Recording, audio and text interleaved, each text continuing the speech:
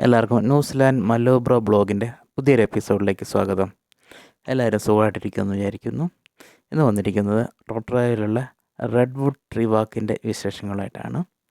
നമ്മൾ ഓക്ക്ലാൻഡിലാണ് വന്നത്. അപ്പം നമ്മളിവിടെ വന്നു, വണ്ടി പാർക്ക് ചെയ്തു, അപ്പം ടിക്കറ്റൊക്കെ എടുത്ത് നമ്മൾ കുറച്ച് സമയം കൂടെ ഉണ്ട് നമുക്ക് ഓപ്പണിംഗ് അവറിനാകാൻ വേണ്ടിയിട്ട്. അപ്പോൾ അതിന് വേണ്ടിയിട്ട് നമ്മൾ വെയിറ്റ് ചെയ്ത് നിൽക്കുവാണ്.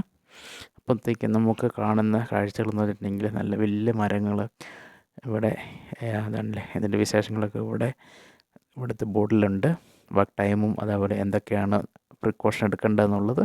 അപ്പം ഇവിടുന്ന് തൊട്ട് സ്റ്റാർട്ടിങ് പോയിൻ്റ് തൊട്ട് നമ്മുടെ തിരിച്ചിവിടെ വരുന്നത് ഏകദേശം ഒരു 700 മീറ്ററാണ് നമുക്ക് നടക്കാനുള്ളത്. അപ്പോൾ നമ്മൾ ഇവിടെ വെയിറ്റ് ചെയ്യുന്ന സമയത്ത് തന്നെ ഈ ക്യൂ നിൽക്കുന്നതിൻ്റെ അടുത്ത് തന്നെ വലിയ മരങ്ങളൊക്കെ മുറിച്ചിട്ടിട്ടുണ്ട്. അപ്പോൾ അതൊക്കെ പിള്ളേരൊക്കെ ഇവിടെ എൻജോയ് ചെയ്ത് അതിൻ്റെ വലുപ്പമൊക്കെ നമുക്ക് കാണാൻ പറ്റുന്നുണ്ട്. എത്ര പേര് പിടിച്ചാൽ കിട്ടാത്ത തരത്തോളം മരങ്ങളുണ്ട്. ആ മരങ്ങളുടെ മുകളിലൊക്കെയാണ് ഇവർ ഇതുപോലെ കെട്ടി നടക്കാനുള്ള സ്പാനൊക്കെ റെഡിയാക്കി വെച്ചിട്ടുള്ളത്. 2015 തൊട്ട് ഇത് ഓപ്പൺ ആക്കിയ തൊട്ടുള്ള ഈ ന്യൂസിലാൻഡിലെ മെയിൻ ഒരു അട്രാക്റ്റീവ് സ്പോട്ട് തന്നെയാണ് ഈ വാക്കുള്ള എക്കോസിസ്റ്റം സപ്പോർട്ട് ചെയ്തുകൊണ്ട് ഒരു എക്സ്പീരിയൻസ് ആയിട്ടുള്ള നമുക്ക് എക്സ്പ്ലോർ ചെയ്യാൻ വേണ്ടിയിട്ടുള്ളത്. അപ്പം ഉള്ളത് നമ്മൾ ഏകദേശം ഒരു ഇയറിൽ ഒരു 6 ലക്ഷത്തോളം ആൾക്കാർ വിസിറ്റ് ചെയ്യുന്ന ന്യൂസിലാൻഡിൽ തന്നെ ഏറ്റവും ഫേമസ് ആയിട്ടുള്ള ഒരു സ്പോട്ട് തന്നെയാണ് ഇത്. ഇവിടെ മുറിച്ചിട്ട മരങ്ങളൊക്കെ കാണുമ്പോൾ തന്നെ അതൊക്കെ ഇവർക്ക് പിള്ളേർക്ക് അത്യാവശ്യം ഒരു എൻജോയ് ചെയ്ത് ഇതിന് വേണ്ടിയിട്ട് ഈ വെയിറ്റ് ചെയ്യുന്ന സമയത്ത് തന്നെ ഇവർക്ക് ഇവിടെ എൻജോയ് ചെയ്തിട്ടാണ് നമ്മൾ മുകളിലേക്ക് പോകാൻ വേണ്ടിയിരിക്കുന്നത്.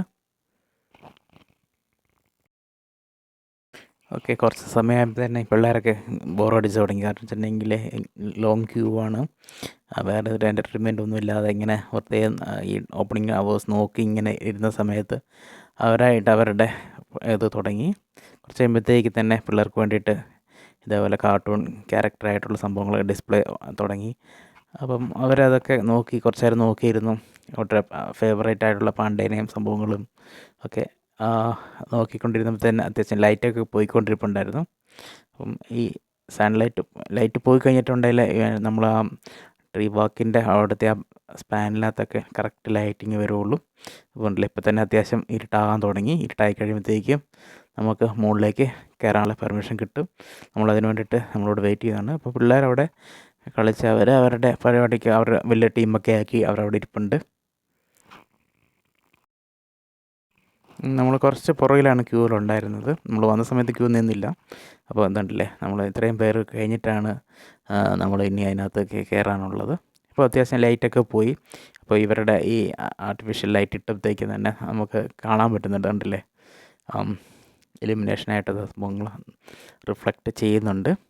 നമുക്ക് നോക്കിയിട്ടുണ്ടെങ്കിൽ ഏകദേശം ഒരു 700 മീറ്ററോളം നമുക്ക് നടക്കാനുണ്ട്. നമുക്കിത് നടന്ന് തീരാൻ വേണ്ടിയിട്ട് മുക്കാൽ മണിക്കൂർ എടുക്കുന്നുണ്ട്. നമ്മൾ പയ്യെ നടക്കുവാണെങ്കിൽ, നമ്മൾ ആസ്വദിച്ച് നടക്കുവാണെങ്കിൽ 40 മിനിറ്റിനുള്ളിൽ തീരും. അല്ലെങ്കിൽ നമുക്കൊരു 25 to 30 മിനിറ്റിനുള്ളിൽ നമുക്ക് തിരിച്ചെത്താൻ പറ്റുന്ന രീതിയിലാണ് നമുക്ക് പോയി വരേണ്ടത്. അപ്പോൾ ഒരു ടീം ബാച്ചായിട്ടാണ് പോകുന്നത്. അപ്പം ഇതിൻ്റെ ഉള്ളിൽ ഇത്ര ആൾക്കാർ കയറി കഴിയുമ്പോഴത്തേക്ക് ബാക്കി ആൾക്കാരെ അവർ തിരിച്ചു വരാൻ വേണ്ടി വെയിറ്റ് ചെയ്യും. ഒരേപോലത്തെ ഒന്നിച്ചൊറ്റയും കൂടുതൽ റഷായിട്ട് കയറ്റി വിടുന്നില്ല. അപ്പോൾ ഈ മരത്തിൻ്റെയൊക്കെ വലുപ്പം കാണുമ്പോഴത്തേക്കും ഇത്രയും വലിയ വലുപ്പങ്ങളൊക്കെ മരങ്ങൾ ഇവിടെ ഉണ്ടായിരുന്നുള്ളത് അതിശയമാണ്. ഒക്കെ ലൈറ്റിംഗ് ആണെങ്കിലും പല ടൈപ്പിലുള്ളതാണ്. നമ്മൾ കയറുന്ന സമയത്ത് തന്നെ ഇതിനകത്തുള്ള ഈ റൗണ്ടിലായിട്ടുള്ള സംഭവങ്ങൾ പല ഡിഫറെൻ്റ് ആയിട്ടുള്ള ലൈറ്റുകൾ ഇട്ടിട്ടുണ്ട്. നമ്മളിങ്ങനെ കയറി മുകളിലാണ് ഇനിയുള്ള സ്പാൻ തുടങ്ങുന്നത്. നമ്മൾ അവിടുത്തെ വരെ കെയർഫുള്ളായിട്ട് നമുക്ക് ഇൻസ്ട്രക്ഷനൊക്കെ തന്നു, എന്ത് ചെയ്യണം, എന്ത് ചെയ്യാൻ പാടില്ല. അപ്പോൾ ഒരു സേഫ് ജേണിയൊക്കെ തന്നിട്ടാണ് നമ്മളെ ഒരു ബാച്ചായിട്ട് നമ്മുടെ കൂട്ടത്തിൽ തന്നെ ഒരു 4-5 ടീം ഒന്നിച്ചായിട്ടാണ് അവർ വിടുന്നത്.